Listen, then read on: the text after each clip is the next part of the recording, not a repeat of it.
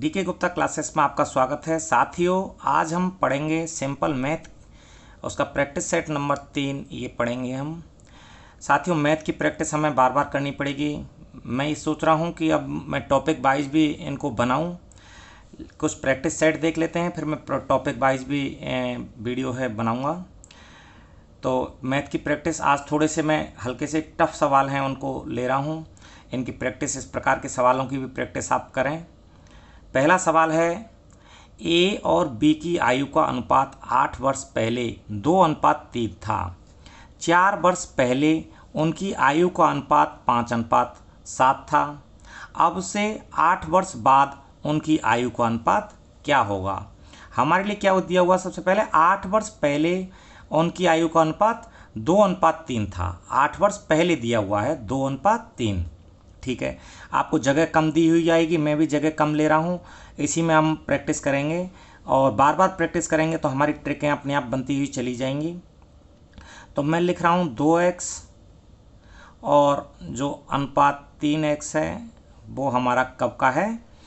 8 वर्ष पहले का है। मतलब x मैंने वर्तमान मान ली है, तो 8 वर्ष पहले का जो अनुपात है 2x और 3x है, 2:3 है। अब 4 वर्ष पहले मतलब समय के कालक्रम में हम थोड़ा सा आगे बढ़े। जैसे हम बात करें, अब 2021 चल रही है, तो 8 वर्ष पहले का मतलब ये है, ये बात करी जा रही है 2013 के आसपास की बात, 2013 की बात करी जा रही है। ठीक है, तो अभी 4 वर्ष पहले का मतलब है 2017, ये 2017। तो 4 वर्ष पहले मतलब हम उससे थोड़ा सा आगे बढ़े, तब का अनुपात कितना दे रखा है? मतलब 2x प्लस 4 और 3x प्लस 4 हमने जोड़े हैं, तो वो अनुपात का मतलब होता है एक तरह से बटे या भाग देना होता है। तो ये दे रखा है हमारे पास इतना, ये कितना दे रखा है? 5:7 दे रखा है। ये देखो, यहाँ से इतना दे रखा है। और हमसे पूछा क्या है? उसने पूछा है अब से 8 वर्ष बाद, मतलब जो दे रखा है उससे तो 16 वर्ष बाद, 8 वर्ष पहले। और आपकी तुलना करें तो 2021 के हिसाब से देखें तो 2029 में पूछा है उसने कि 2029 में अनुपात है वो क्या होगा। मतलब हमसे एक तरह से ये पूछा है उसने कि 2x प्लस 16 बटे 2x 3x प्लस 16 जो ये है, ये क्या होगा? ये क्या होगा? इस प्रकार से हमसे उसने पूछा है। अब इसमें हमको दिक्कत आ रही है कि ये हमको पूछा है, तो इसमें अगर x की वैल्यू आ जाए हमारे पास तो हम इस सवाल को हल कर सकते हैं। x की वैल्यू फटाफट से यहाँ से देख लेते हैं, एक समीकरण बन जाएगा यहाँ से। अगर हम इस प्रकार से गुणा करते हैं तो, जिसको बज्रगुणन बोलते हैं, इस प्रकार से गुणा किया हमने, तो ये बन गया है 7 दूनी 14x प्लस 7 चौका 28 बराबर 5 या 15x प्लस 5 चौका 20।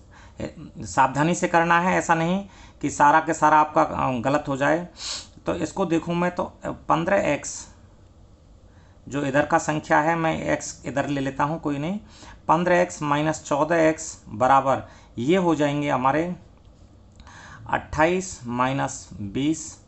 x बराबर हमारे पास निकल के आ जाएगा यहाँ से 8 निकल के आ जाएगा। ठीक है, अब x का मान इसमें रख दो आप। x का मान जब आपने इसमें रखा तो ये हो गए, डायरेक्ट रखते चलो आप, 2 8 16, 16 प्लस 16 और ये 8 है हमारा मान इसका, तो 24 प्लस 16 ये हो जाएंगे हमारे 16 16 32 और 16 और 24 हैं वो 0 और 3 और 1 4 32 बटे 40, अर्थात ये सिंपल फॉर्म में हम देखें तो 8 चौका 32, 8 पंजे 40, 4:5 जो है वो हमारा हो जाएगा। तो उत्तर जाएगा इसका आंसर नंबर डी। इस प्रकार से अगला सवाल देखते हैं हम। अगला सवाल क्या है? 24 संख्याओं का औसत दे रखा है 56 है। पहली 10 संख्याओं का औसत है वो 71.7 है और अगली 11 संख्याओं का औसत है 42 है। अगली 3 संख्याएं जो हैं, अर्थात जैसे हमारे पास 24 संख्याएं 10 ले ली एक बार उसने, एक बार 11 ले ली, 21 तक तो ले ली। अब 22वीं 23वीं 24वीं उनका अनुपात दे रखा है उसने 1:2, 1:3 और 5:1/2, 1/3 और 5/12 के अनुपात में संख्याएं दे रखी हैं। कौन कौन सी? 22वीं 23वीं और 24वीं। अब वो पूछ रहा है कि जो 22वीं और 24वीं संख्याओं का औसत क्या है? 22वीं और 24वीं संख्या है, उनका औसत क्या है? तो इसको औसत वाले सवालों को हम कैसे देखेंगे? औसत वाले सवालों में सबसे पहले हम देखें जो 24 संख्या है उनका औसत कितना दे रखा है? 56 दे रखा है। तो यहाँ से देखें हम, तो 24 संख्याओं का 56 दे रखा है, तो 24 गुणा 56 आप करो। 24 गुणा 56 टोटल योग देखो कि उनका योग कितना निकल के आ रहा है। 24 गुणा 56 जब आप करेंगे तो ये आएगा आपका 1344। ये कितना आ गया? 1344 आ गया। अब उसने दे रखा है पहली 10 संख्याओं का औसत है वो कितना है? पहली, इनका भी योग ज्ञात करो। पहली 10 संख्याओं का जो ये है औसत है, औसत में अगर गुणा कर देंगे हम तो टोटल निकल के आ जाएगा। 10 का गुणा करने पर डायरेक्ट ही हमारे पास 717 निकल के आ गया ये, ठीक है। और जो ये है अगला 11 संख्याओं का जो औसत है वो हमारे पास दे रखा है 42। तो इनका भी हम गुणा करके देखते हैं। 11 गुणा 42, 11 दूनी 22, हासिल 2, 11 चौका 44 और 2 46। ये आ गया हमारे पास 462। तो अब अगर हमारे पास 21 संख्याओं का योग ज्ञात है और हमारे पास 24 का भी ज्ञात है, तो हम 3 का योग ज्ञात कर सकते हैं? नहीं कर सकते? कर सकते हैं। तो अगली 3 संख्याओं का योग ज्ञात करने के लिए 1344 में से हमने ये 462 और जो ये 717 है वो हमने घटा दिए, ठीक है। तो हमारे पास जो 3 संख्या हैं उनका ये औसत जो टोटल है वो निकल के आ जाएगा। इसमें से अगर अपन घटाते हैं तो 165 है वो निकल के आ जाएगा। किनका? ये 22वीं का, 23 का और 24 का, इनकी संख्याओं का योग कितना निकल के आ गया है? 165 निकल के आ गया है, ठीक है। अब हम 22वीं संख्या देखें। आपने औसत एक बार करके देखना है इसको। 22वीं संख्या जो है, जो 22वीं नंबर की संख्या है उसका अनुपात कितना निकल कर आ रहा है? 1/2। और जो इनका टोटल कितना है, जैसे अपन निकालते हैं इनका टोटल ऐसे करेंगे 1/2 प्लस 1/3 प्लस 5/12 है ना। और जो टोटल संख्या कितनी है, तीनों का योग कितना है? 165। तो 22वीं का 165, इसको अगर अपन हल करेंगे टोटल, तो इसको हल करने पर हमारे पास निकल के आएगा इसका 66। कितना निकल के आएगा? 66 निकल के आएगा। इसको करके देखना, सिंपल ही है ये, इसको करके देखना। इसी प्रकार से हम जो 24वीं की पूछा है उसने, तो 24वीं के लिए 24वीं का अनुपात कितना है? 5/12 और बटे वही 1/2 प्लस 1/3 प्लस 5/12, ये करेंगे हम और गुणा 165 करेंगे तो ये निकल के आएगा। जो 24वीं संख्या है वो निकल के आएगी हमारे पास 55। कितनी निकल के आएगी? 55। अब उसने पूछा है कि 22वीं और 24वीं संख्याओं का औसत क्या है। 22वीं संख्या आपके पास 66 है और 24वीं संख्या आपके पास 55 है। इसमें अपन किसका भाग दे देंगे? 2 संख्याओं का निकलवा रहा है, 2 संख्याओं का निकलवा रहा है औसत, तो 2 का भाग दे देंगे। अब इसमें 2 का भाग देंगे, हिसाब से दे के देखना। तो आपके पास 121 में 2 का भाग है, आपको देना है। तो ये उत्तर आ जाएगा आपका 60.5। कितना आ जाएगा? 60.5 है, यहाँ पे उत्तर आ जाएगा। तो हम टिक कर देंगे, डी ऑप्शन है उसको हम टिक कर देंगे, ठीक है। करके देखने हैं आपको। मैंने थोड़ा सा ये यहाँ पे जगह कम के कारण जो डायरेक्ट हल है वो रखा है, लेकिन करके देखना है आपको। अब देखते हैं तीसरा सवाल। तीसरा सवाल एक हमारा ये छूट बट्टा उन पर आधारित है। एक दुकानदार ने 10% की छूट पर 80 किलोग्राम चावल खरीदा। इसके अलावा हर 20 किलोग्राम चावल की खरीद पर उसे 1 किलोग्राम चावल मुफ्त दिया जाता है। यदि वह अंकित मूल्य पर चावल बेचता है तो उसका लाभ प्रतिशत ज्ञात करो।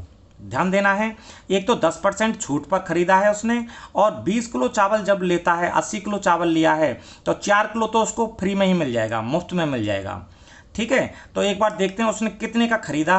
कुछ कीमत है, भाव नहीं दे रखी है, परसेंटेज के हिसाब से ही दे रखी है। तो देखते हैं, जब परसेंटेज के हिसाब से दे रखी है तो मान लो आप कि जो माना है हमने, ये ज़्यादा लिखने की ज़रूरत नहीं है आपको, क्योंकि आपके पास जगह दी हुई नहीं आएगी। माना हमने ये मान लिया है कि जो चावल है 1 किलोग्राम चावल है, उसका मूल्य कितना है? 1 रुपया है। कितना है? 1 रुपया है। और जो हमारे पास मुफ्त में जो चावल मिला है वो कितना मिलेगा? मुफ्त में चावल मिलेगा हमको 20 किलो पे 1 किलो मिलता है, तो 80 किलो हमने लिया है, तो उसमें हमने 20 का भाग लगा दिया, हमको 4 किलो चावल तो कैसा मिल जाएगा? मुफ्त मिल जाएगा। 4 किलो चावल कैसा मिल जाएगा? मुफ्त मिल जाएगा। मतलब हम 84 किलो चावल खरीद लेंगे उससे। एक तरह से 80 किलो ये और 4 किलो ये, हम कितना चावल खरीद लेंगे? 84 किलो। लेकिन अपन मूल्य कितने का देंगे उसको? जो दुकानदार है वो मूल्य देगा 80 किलो का ही मूल्य के जो उसका पैसा देगा वो कितने का देगा, 80 किलो का ही देगा। तो चावल का हम क्रय मूल्य निकाल लेते हैं। इतनी जगह दी हुई नहीं आएगी आपके लिए, थोड़ा सा कम में प्रैक्टिस करने की कोशिश करें। तो हम देखें 10% छूट पर मिलता है, अर्थात कोई चीज़ अगर 100 की है तो उसको कितने में मिल रही होगी, 90 में मिल रही होगी। तो 80 किलोग्राम चावल है हमारे पास, तो 100 की कोई चीज़ है तो उसको कितने में मिल रही होगी, 90 में मिल रही होगी। तो 90/100 हम देखें कि कितना उसका मूल्य है, वो हो गया है। तो मूल्य उसका हो जाएगा, यहाँ से देखें हम 2 जीरो से 2 जीरो कट गई, तो उसको तो केवल 72 रुपये देने पड़ेंगे। कितने देने पड़ेंगे, 72 रुपये हमको देने पड़ेंगे। और चावल का भाव क्या चल रहा था, हमने माना था कि 1 किलोग्राम में 1 किलोग्राम चावल 1 रुपये में आ रहा है। तो उसने तो 72 रुपये दिए और बेचे कितने के, 84 किलो उसके पास चावल हो गया था। 80 ये और 4 किलो वो, टोटल चावल तो उसके पास कितना हो गया था, 84 किलो। तो विक्रय मूल्य तो उसका कितना हो गया, जो विक्रय मूल्य है, क्योंकि अंकित मूल्य पर ही बेच रहा है वो, तो विक्रय मूल्य कितना हो गया, 84 रुपये हो गया उसका। तो और खरीदी कितनी की उसने चीज़, जो चावल हैं वो खरीदे हैं 72 रुपये के, तो उसका लाभ होगा, लाभ निकाल लेंगे। लाभ जब भी निकालेंगे अपन विक्रय मूल्य में से क्रय मूल्य को घटा देंगे। 84 में से हमने 72 को घटा दिया है। और प्रतिशत निकालने के लिए दोबारा से हम क्रय मूल्य को बटे करके और 100 का हम ये लाभ हमारा क्या निकल आएगा, प्रतिशत में निकल आएगा। अगर इसको हम हल करें, 84 में से 72 गए तो ये बचे, ध्यान से घटाना है, 12/72 गुणा 100, तो बर्छिंग 72, 6 से 100 में भाग देंगे हम, 6 एकम 6 बचे 4, 6 छंग 36 बचे 4, मतलब 16.6 बोल लो अगर। अच्छा, इसमें इस प्रकार से ऑप्शन नहीं है, तो 16 सही 4/6 ये हमारा प्रतिशत में आएगा। और इसको थोड़ा सा हल कर लो, 2/3, मतलब 16 सही 2/3 जो परसेंटेज है वो उसको क्या होगा, लाभ होगा। तो जो हमारा जो पहला ऑप्शन है वो सही हो जाएगा। साथ ही ये थोड़े से कठिन सवाल थे, प्रैक्टिस करनी है आपको। प्रैक्टिस करने से ही मैथ है वो आपकी मजबूत बनेगी। और वीडियो को लाइक करें, शेयर करें, सब्सक्राइब करें। धन्यवाद साथियों।